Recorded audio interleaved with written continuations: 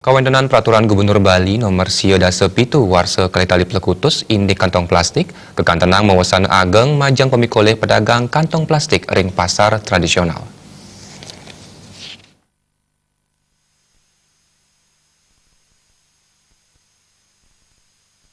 Sekadi sane kepanggihan ring pasar Batu Kandik dan pasar makeh pekang saking pedagang grosir kantong plastik santukan pamikolih ipun nedunang. Silitungil ipun pedagang grosir kantong plastik Sudani.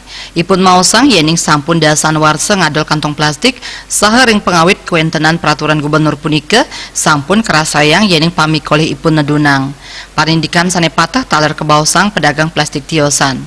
Jeroadi sane taler ngadol kantong plastik mausang yening dumun stata akeh sane numbas plastik nanging sane mangkin kerasayang ngirangang santukan sampun akeh kramo sane uning indik geguat punika.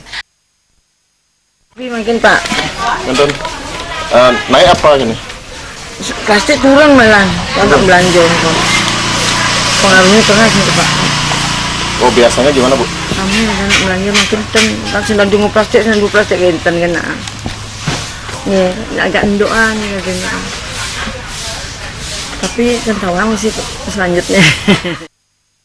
Ia diastun pamikolih ipun stata nedunang, para pedagang kantong plastik ngaptiang mangde konsumen kantu numbas kantong plastik santukan kantos mangkin durung wenten sane presi dengan tosin keanggen genah makte pabuat serahine. Sufiatne Bali TV.